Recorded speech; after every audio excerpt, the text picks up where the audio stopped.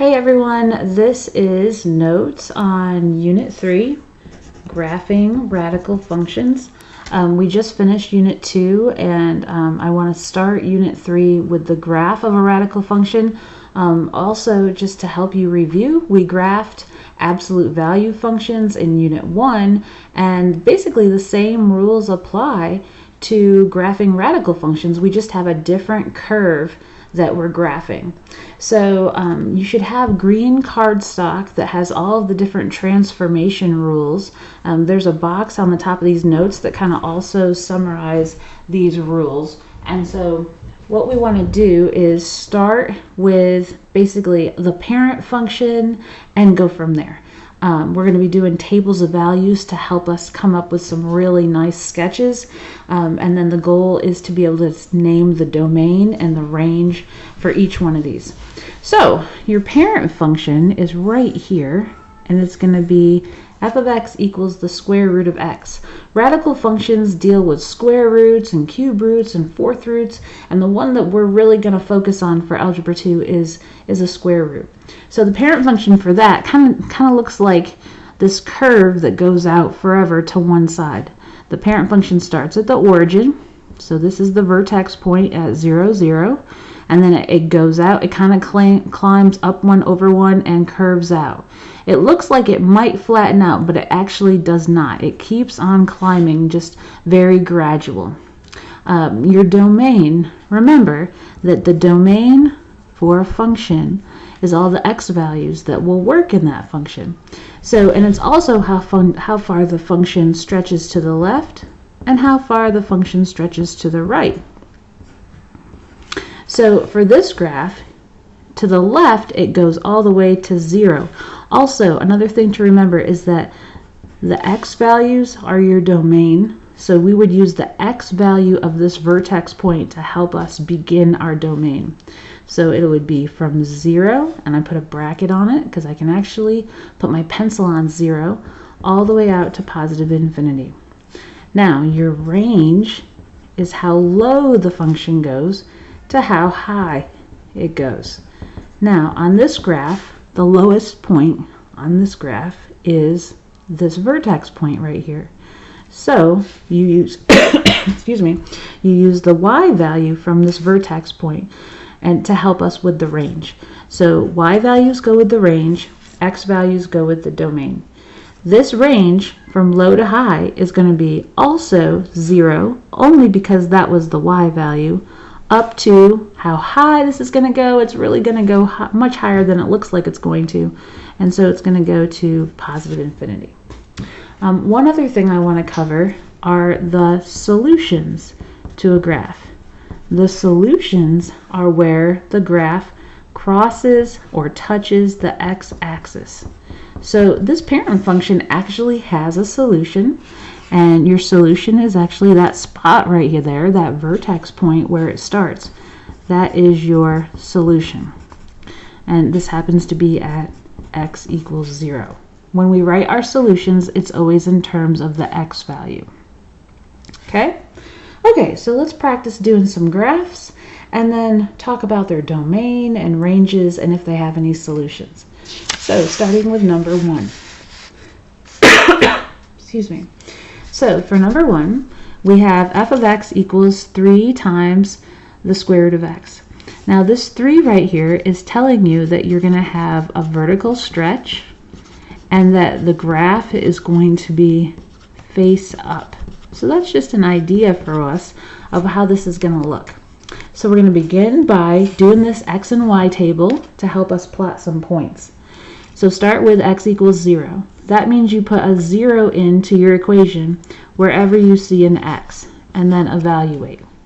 3 times the square root of 0 is 0. So we're going to put this together with this and make a point. 0, 0, and plot it. Okay, next one, put a 1 in for x. 3 times 1, square root of 1 I should say, is 3. So you put those together, 1, comma, 3, and we're going to plot that point over 1 up 3. 1, 2, 3, like so. I'm going to put this one in for x. 3 times the square root of 4. Well, the square root of 4 is 2. 2 times 3 is 6. Put those 2 points together. 4 comma 6. 1, 2, 3, 4. 1, 2, 3, 4, 5, 6. There's that point. You can see it's already starting to do that like curve a little bit. Now we're going to put the 9 in for the x. 3 times the square root of 9. Well, the square root of 9 is 3. 3 times 3 is 9. So this is 9, 9. So we're going to go out 1, 2, 3, 4, 5, 6, 7, 8, 9. 1, 2, 3, 4, 5, 6, 7, 8, 9. Like that. And we're going to connect the dots and put an arrow on the end because it technically does go out forever. And there's your radical function. Okay? So this point right here, that vertex point is 0, 0. I'm just going to write that down again because it's going to help us with our domain and range.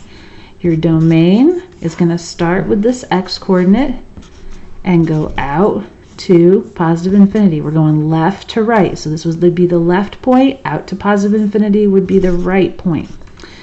Your range is low to high. So the lowest this goes is 0. Use the y coordinate.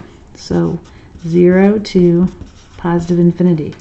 Do we have any solutions? Yes, we do have a solution. It's right there. It's where the graph touches or crosses the x-axis. So we have a solution at x equals 0. And that's how you do that one. Okay, let's look at number 2. Number 2, negative square root of x. So that negative sign from my transformation sheet tells me that this is going to be flipped over. So it's going to have a reflection. So instead of being face up, it's going to be like one of these, where it like kind of dips down like that. So let's plug the points into our table and plot. So we're going to put a 0 in right here. So negative square root of 0. Well, the square root of 0 is still 0, and negative 0 is still 0. So that's going to be 0. Put this together with this and make a point and plot it. So this goes right here. Then we're going to put a 1 in for x. Negative square root of 1 is going to be negative 1. Put these two together. 1, negative 1. And plot that point. Then you're going to put a 4 in here. Negative square root of 4. Well, the square root of 4 is 2, so this will be negative 2. And put these together for negative 2.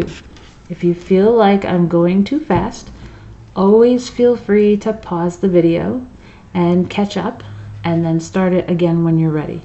So over 4, 1, 2, 3, 4, down 2, 1, 2, like this. And then put a 9 in. So negative square root of 9 is going to be negative 3. So this will be 9, negative 3. So we're going to go over 9. 1, 2, 3, 4, 5, 6, 7, 8, 9. 1, 2, 3. Like that. So, and see how it's kind of doing that dip that we thought it was going to do? It's going to go out like this and put an arrow on the end. Okay, now this vertex point right here is 0, 0. It's not always going to be 0, 0, but these ones in the beginning just happen to be 0, 0. Let's do domain and range. So your domain is from left to right. So we go all the way to the left. This is the farthest point to the left, right there. So we use the x coordinate to help us with domain. It'll be 0, positive infinity. Also, I'm using a bracket because I can put my pencil right on this. You can't put your pencil on infinity. You'll never get there, so that's why we put the parenthesis. Your range is low to high. Now, before we used this point for our range, we're still going to use it. But this now isn't the lowest point anymore. It's getting lower and lower and lower and lower as we keep going because it flipped over. So since this graph flipped over, you're going to flip your range answer too. So you're going to start with negative infinity because it's going way down. And then you're going to put comma and you use the y coordinate of your vertex. So that one's actually negative infinity to 0. And the reason we changed this around was because this graph flipped over. Flip the graph over, that means the range has to flip also. Solutions. Do we have any solutions? Yes, we do. The graph touches the x-axis right at 0. So that is your solution. Okay? Feel free to pause the video if you need to take a good look at what we're doing. If we went too fast, you can always pause and then finish up. I'm going to go on to the back now. So we have 3 graphs on the back. So this x plus 3, if I remember from my transformations sheet, says that that's going to shift the whole thing 3 units to the left. So let's see how that works out when we plot the points on the graph. I'm going to put a -3 in first for x. So this will be -3 plus 3. Well, that's the square root of 0. Square root of 0 is 0. Put these two together, make a point. Plot the point. 1, 2, 3, 0. Excuse me. Then put -2 in for x. So -2 plus 3. -2 plus 3 is 1. The square root of 1 is 1. So put these together and make a point. -2, 1. And plot that point. So over 2, up 1. Now we're going to put a 1 in. 1 plus 3. That's going to be the square root of 4, which is 2. Put these two together. 1, comma, 2. Over 1, up 2. Put 6 in. Square root of 6 plus 3, which is the square root of 9, which is 3. Put those 2 points together and plot. 2 coordinates together and plot. 1, 2, 3, 4, 5, 6. 1, 2, 3. Excuse me. So, and then we got our points. We can make a nice curve with those points and draw an arrow on the end. So, this corner point, this vertex is not at the origin this time because we had to shift the whole thing to the left 3. That's what that x plus 3 ended up doing. This point is now -3, 0. I would like you to label this when you do your graphs. It will help you with the domain and the range every time. So your domain is going to be from -3 to positive infinity. Your range is going to be from 0 to positive infinity. And we do have a solution. The solution is right here, and it's at x equals -3. Okay? Okay. So, I'm going to skip number 4 for a minute and come back to it at the very end. Okay, because 4 is a little bit strange, and we don't see stuff like 4 very often, but it's a good one to have, just so that you've seen all different kinds of radical functions. So let's look at, we're going to skip down to number 5. So, this is the square root of x minus 6. Now the minus 6 is not underneath the square root. So that means we are going to shift down 6 units. That's what I should be able to expect from this. So let's put some numbers into our table and plot the points. So this would be the square root of 0 minus 6, which is -6. Put that together with a point, 0, -6. 1, 2, 3, 4, 5, 6. Plot that point. Now you're going to put a 1 in. Square root of 1 minus 6. That's going to be -5. So this point is 1, -5. And then the next one is square root of 4 minus 6. So square root of 4 is 2. 2 minus 6 is -4. So this point is 4, -4. And then with 9, it's square root of 9 minus 6. So this is 3 minus 6, which is -3. This point will be 9, -3. So I'm going to go ahead and plot those. So over 1 and down 5. 1, 2, 3, 4, 5, right here. Over 4. 1, 2, 3, 4. 1, 2, 3, 4. and then 9, negative 3.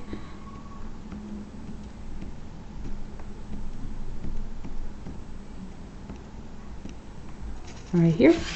And we're going to connect the dots and put an arrow on the end. There's our curve. So this vertex point right here, I'm going to label. This is 0, it's negative 6. Okay, this is going to help me with my domain and range. Use the x coordinate for the domain, use the y coordinate for the range.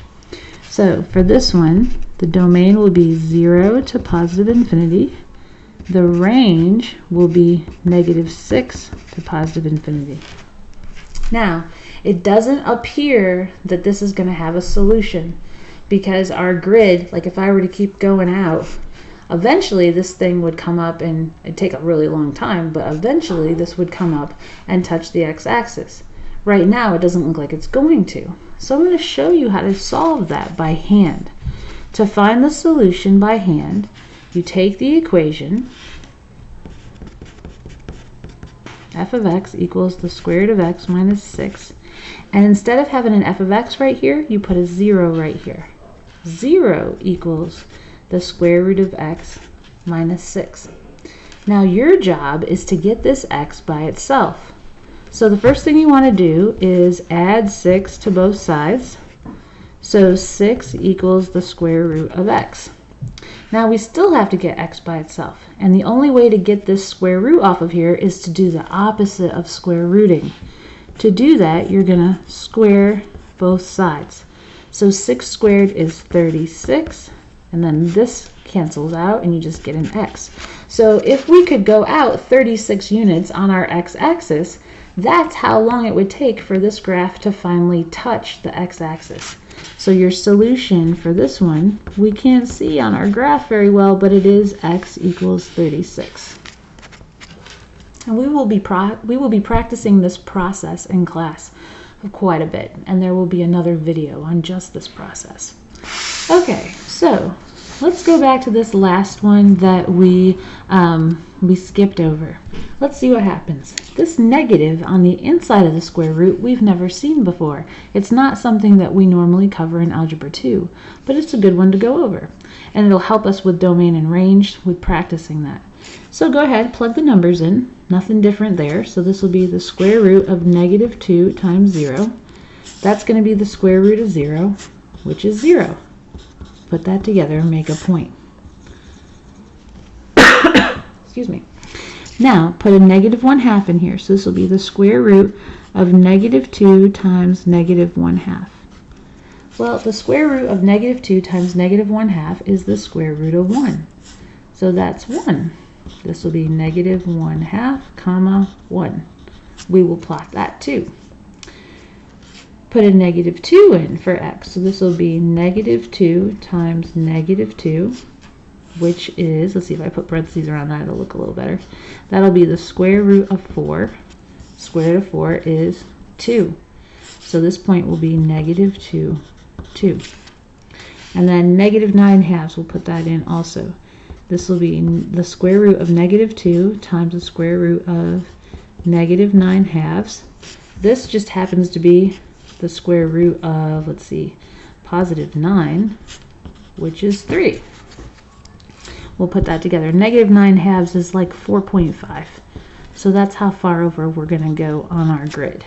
Okay, so we start by plotting. We got 0, 0. Negative 1/2, comma 1. We're going to just have to do the best we can there. Kind of go over a half and up 1 and put a point. Then we're going to do negative 2, 2. So over 2, up 2, like this.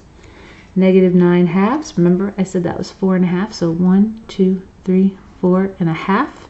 And then up 3. 1, 2, 3 right here. We're going to make the curve and have it go out to the left. This one's pointing the wrong way. And so that's why we don't normally see these in Algebra 2. You would see this in advanced math or pre-calculus. It's pointing the wrong way because of that negative sign underneath the square root.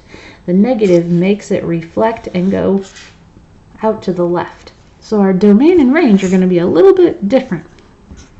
This point right here is 0, 0. Your domain still goes left to right. But look, it goes way out here to the left. So you're going to start with negative infinity all the way up to this x value on your vertex. So 0. Your range is low to high, so the lowest point here is this y value, which is 0. And then this is going to keep climbing higher and higher and higher, even though it doesn't look like it's going to, but it will go to positive infinity. So this one's a little bit backwards with the domain, and it's because it's pointing out to the left. We do have one solution here that we can see, and that is at the origin when x equals 0. And that concludes our notes. We have some practice work to go with this. Ask me questions if you still need some help. Thanks.